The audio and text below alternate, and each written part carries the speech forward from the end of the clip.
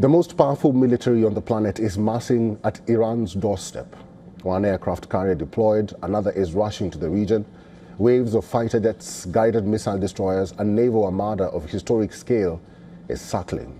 2 rounds of talks between Iran and the United States have failed to find a common ground. But inside Tehran's closed rooms, strategists are running a very different calculation, because if talks collapse and the bombs start falling, Iran has only one window to change the course of this war.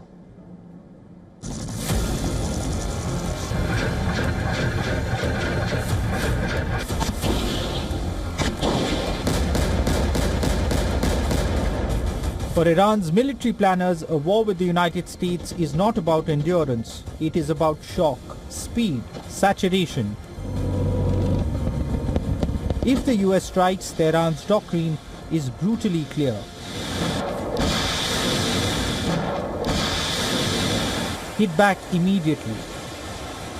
Hit back everywhere. And hit back hard. American air power alone would methodically dismantle Iran's infrastructure base by base.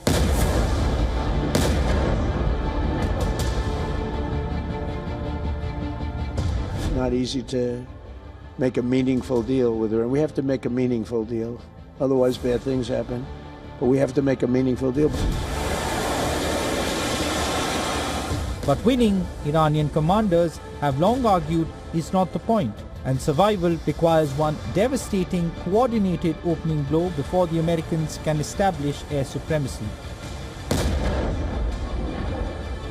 Before the carrier strike groups lock in their firing solutions, before the shock and awe silences everything.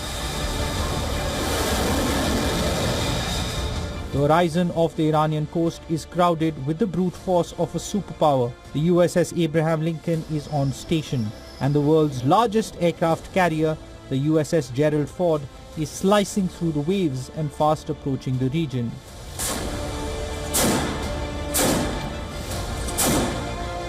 The massive naval buildup, coupled with a surge of elite fighter jets and about 40,000 US troops, is designed to force Tehran onto its knees.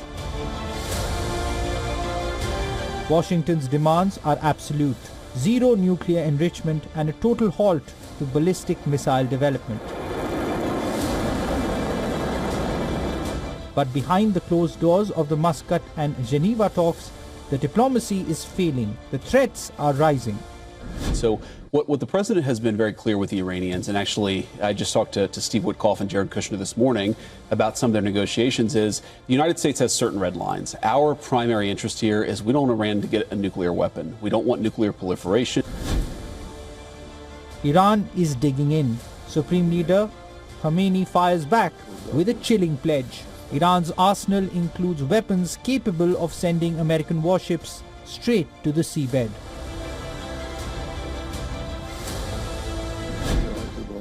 It seems to them that, and the US president keeps saying this, the US army is the strongest army in the world. The strongest army in the world may sometimes get slapped so hard that it cannot stand up straight. Khamenei's words follow this AI-generated video released by the IRGC, which shows a barrage of Iranian missiles and drones attacking American nuclear-powered warships. Along with them, Iran has fast attack torpedo boats and submarine-launched torpedoes.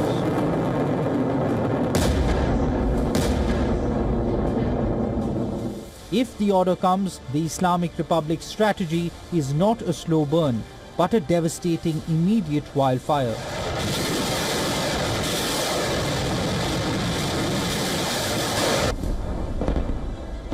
The plan is to overwhelm US multi-layered missile defense systems with a saturation strike the likes of which have never been seen. Simultaneously, the Houthis in Yemen would need to join Iranian forces. It has the firepower, ballistic missiles the kind that have already struck deep inside Israel.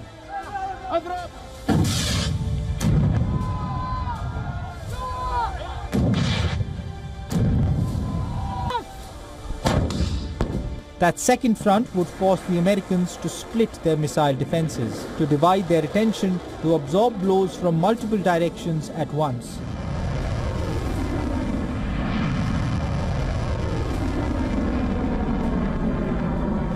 Now, in an interesting development, Russia has sent a warship to the region. Iran and Russia are holding drills. By embedding Russian assets into the Iranian defense perimeter, Moscow is creating a strategic shield. It complicates any potential US strike plan, forcing American commanders to consider the risk of hitting a Russian hull. Remember, Moscow has repeatedly released statements urging Washington to engage in dialogue and not to attack Iran. Iran also continues to show its prowess. It conducted military drills in the strategic Strait of Hormuz. Iranian forces fired live missiles. Iran has warned that if pushed to a corner, it can shut off the crucial waterways. About 13 million barrels of crude oil per day was transited through the Strait of Hormuz in 2025. This is roughly 31% of global seaborne crude flow. A blockade of the critical route would send global markets in a tizzy. The American deployment in West Asia has similarities with the 2003 Iraq War. Trump is pushing every possible war asset to the region. If war comes, Iran knows it cannot match America blow for blow. Its only chance is the first blow. A massive opening strike meant to change the battlefield before the war consumes the nation. After that first hour, the balance shifts decisively. Tehran knows it. Washington too is aware of the risks.